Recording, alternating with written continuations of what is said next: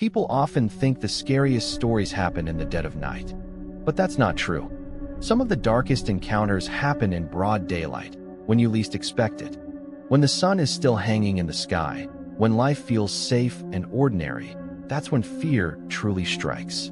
Because if horror can reach you in daylight, it can reach you anywhere. And for one taxi driver in the city of Bristol, what started as an ordinary afternoon drive turned into something he could never explain, something that would haunt him every single day for the rest of his life.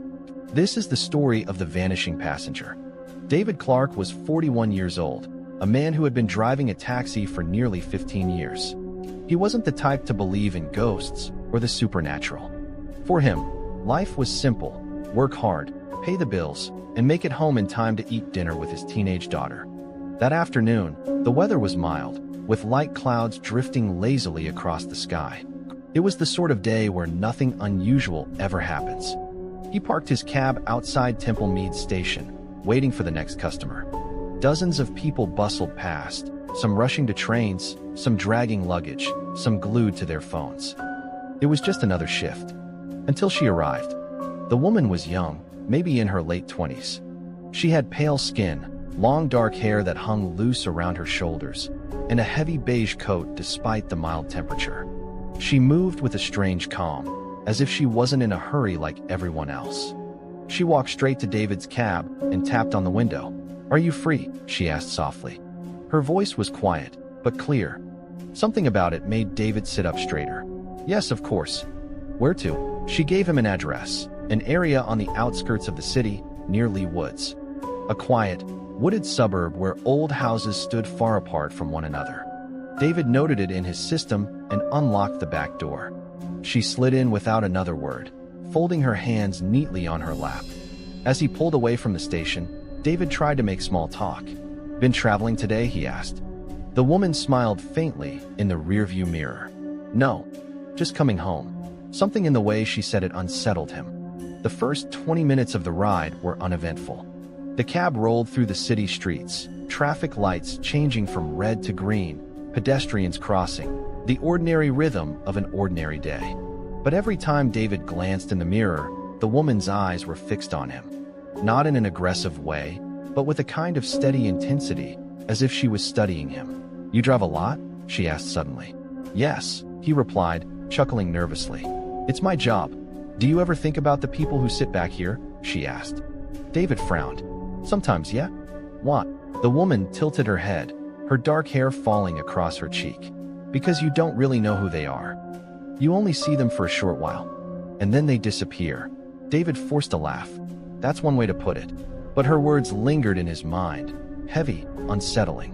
As they left the city and the roads grew quieter, the woman began asking more questions. Strange ones. "Do you believe people can leave pieces of themselves behind?" she asked. David hesitated. "What do you mean?" "Like, sometimes you pass through a place and you're gone, but a part of you stays. A memory, an echo, and someone else might find it." David swallowed. "I don't know. Never thought about it." The woman nodded slowly, her eyes drifting to the trees outside as the car passed into the wooded area. "Some people leave more than just echoes," she whispered. Her tone sent a shiver down David's spine. He turned the radio on, trying to drown out the silence. A soft pop song filled the cab, but it didn't help. The atmosphere was thick, suffocating. Finally, the GPS announced that they had arrived. David pulled up to the address, an old Victorian-style house at the end of a narrow lane. The house was large, but clearly abandoned. The windows were boarded up, the garden overgrown, the front gate hanging loosely on its hinges. David frowned. "Are you sure this is the right place?" The woman leaned forward, her voice almost a whisper. "Yes, this is home." David turned to face her. But the back seat was empty. His chest tightened. His eyes darted around the car, confusion overwhelming him. He had watched her in the mirror for the entire ride. She hadn't opened the door. She hadn't moved. Yet she was gone. David jumped out of the cab, scanning the empty lane. No one. Just silence, broken only by the distant sound of birds in the trees. He opened the back door, half expecting to find her crouched down as a prank. But the seat was empty, perfectly still, except for one thing. a faint damp patch, as if rainwater had soaked into the fabric.